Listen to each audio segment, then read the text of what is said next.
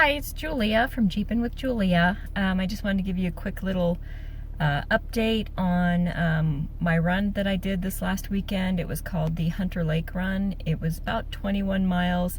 There were 41 Jeeps on the trail. It was amazing.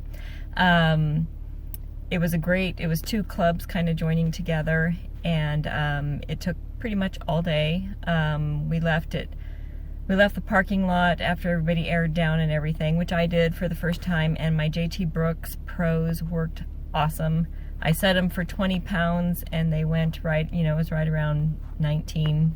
It all depends on how you dial that in real when you figure out exactly where it needs to be on the line. But it worked great. 20 pounds of pressure was perfect. And I did disconnect my sway bar. And that also worked good. I got more articulation and I needed it.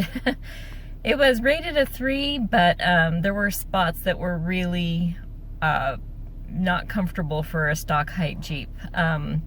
So I hit bottom a few times, but I didn't cause any major damage. I did high center at one point. I obviously picked the line wrong. I had to be pulled out. Another Jeep came by, or backed up the hill to get me, and hooked up with the tow strap, and I just needed a little to get over the rock. So guess what I bought? I now have an ARB snatch strap. So that was not fun, but it was a learning experience, and one of the guys stayed back and was a spotter for the rest of the people going over the rock. Not everybody needed it, but there were quite a few stock Jeeps on the trail. But it was a really fun time, and my Jeep was filthy, and so I've got a little bit of video of before and after washing it, and so it was a great time. The next one, 4th of July, we're just doing a parade type thing. And then there's going to be a July run, but they haven't announced where that's going to be yet. So I do have plans for 35s and a lift. Hopefully that'll happen in the next 6 to 8 weeks. Anyways, I'm just having a blast with this Jeep. Bye.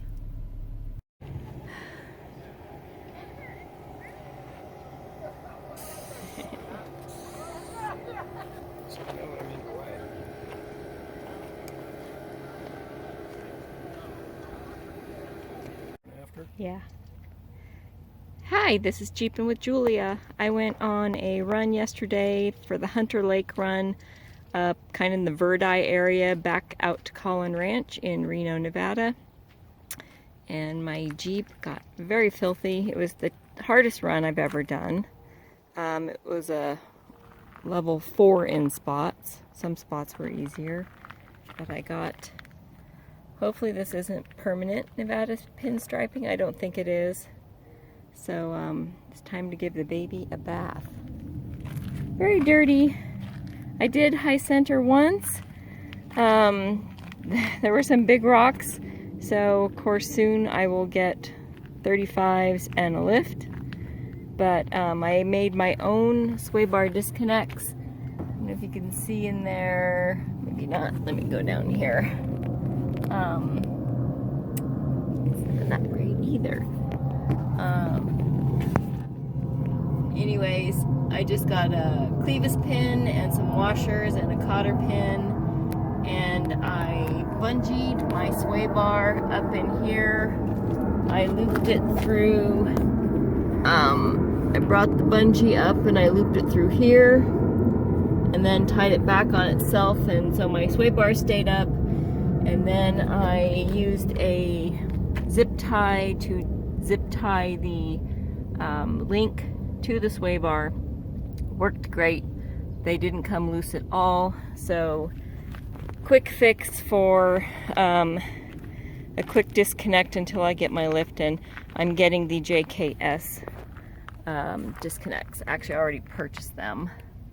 But anyways, that worked really good in a pinch, and I do think it was very helpful to have added articulation on the trail. I still wasn't high enough in some spots, So after I wash it, we're gonna put it up on ramps and see what kind of damage I did. I don't think too much. Nothing leaked overnight. It clunked a few times, and I did, like I said, I did high center on some rocks, and one of the guys took a tow strap and pulled. I just needed a little tug to get over it. So, but anyways, pretty dirty, and that's it. And she's finished. All nice and clean again.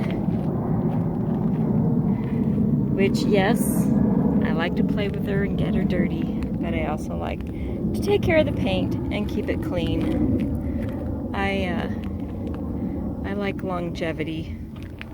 So, anyways, washed. I used turtle wax ice. I like it after using it a couple of times. I like it for the paint, for a quick wax detail. But I don't think it does as good a job on the plastics. What I like about it is you can use it basically on all surfaces, paint or plastics, which kind of makes, you know, one-stop shopping pretty darn nice. But and this is it.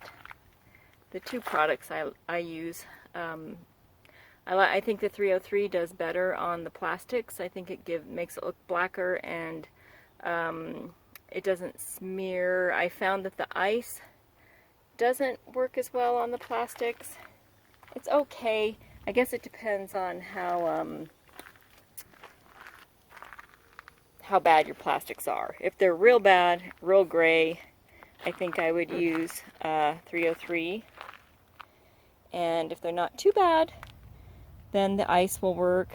I do like the ice on the hard top. I think because it is a painted surface versus plastic, I think it does a nice job on the hard top without making it look shiny. I do not like shiny on a hard top. I want kind of a nice just satin finish. Looks like I got a couple of permanent scrapes from yesterday, but hey, it's a Jeep. But I think the paint came out okay. The marks were just, you know, from all the dirt that was on it. There's my paw hauler. And my ducks. My ducks in the window. Anyways, that's it. Just a quickie on getting my Jeep cleaned up after the run yesterday. And that's it. Bye, folks. See you on the next one. Another thing I bought for the trail run, and just to have with me at all times since I am going out frequently now, I got a toolkit. I bought this bag off Amazon for, I think it was $35. And I liked that it had the clear lids on the top. Then I can see, and I made, you know, ratchets and hammer, eyewear, tape measure, wrenches and sockets. You know, so I can put a little bit of what's in here, and then it snaps closed. Sorry about that. There. And it snaps closed, and it's got a carry handle. But anyways, that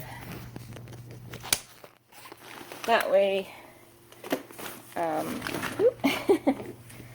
that way I'm prepared for, you know, whatever might come up that I need to need on the trail, or that somebody else might need. Clearly I need a toe strap, so we are getting that today, because I had to get, as I said, I got high centered, and a guy had to use his toe strap to pull me out. So anyways, that's it. Thought I was done. Goodbye.